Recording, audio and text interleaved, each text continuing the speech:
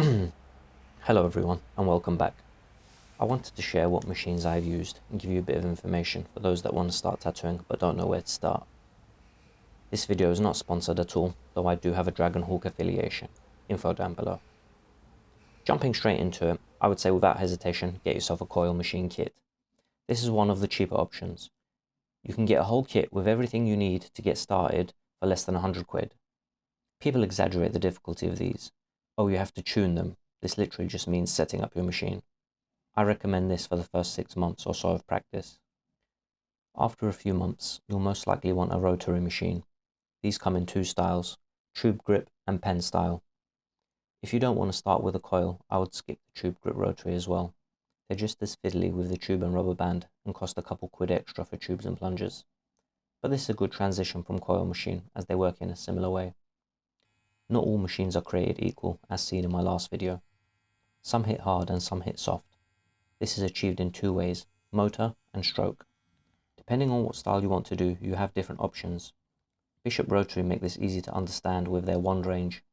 You have the wand shader, a soft hitting brushed motor with 3.5 stroke for shading. The wand packer, a harder hitting brushless motor, 4.2 stroke for packing color. And a wand liner, same brushless motor but with 5mm stroke for lining. The idea is soft hit for black and grey, mid to high for packing color, and high for lining work with larger needles. Stroke length will differ between brands, and these numbers are not set in stone. Some artists will pack color with a 3.5 stroke machine, and some will use 4.2 machine for black and grey work. Some machines go lower, some a little higher. I started with the pen style EZ Vortex. This stood out to me as the best machine at the time for my budget of around £200. It was perfect, except the batteries would die overnight. I then tried the Injector Flat Nano, a brilliantly customizable machine, but with the grip and battery, it just wasn't so nano anymore and had an awkward weight distribution. I found the Bishop wand range next, opting for the Packer as an all-rounder. I genuinely love this machine. It's simple, great quality, and it performs. This is the best machine out of all the ones I've used. I really like the idea of having a wand shader as well, but I didn't want to spend 800 plus on a new machine. I saw my needs met with the Dragon Hawk Fold Pro, thinking it to be similar to the wand shader in that it had a brushless motor, but with adjustable stroke and two batteries for just over £200. It also fits nicely in the clip cord cover. It is only then I got myself a coil machine, just because I wanted to play around with it and I needed a power supply anyway. I then got the Vlad Blad Avenger 2 Pro. I didn't like it, I got rid of it. You might have seen some of the top competitors in the pen game.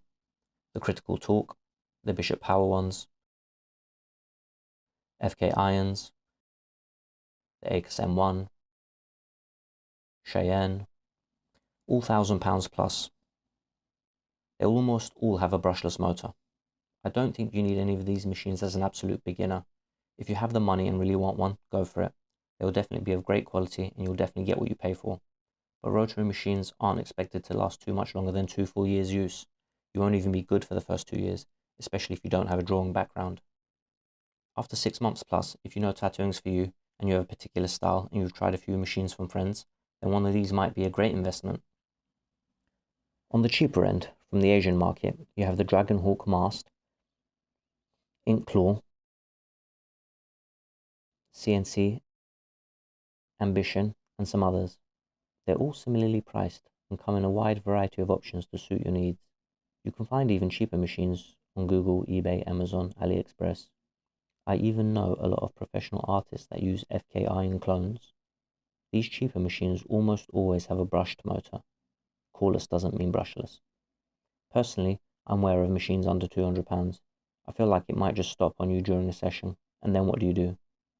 That being said, you can literally buy 5 plus machines at £200 compared to the £1,000 plus machines. I'm also not sure that these machines are great at packing colour or lining unless fine line.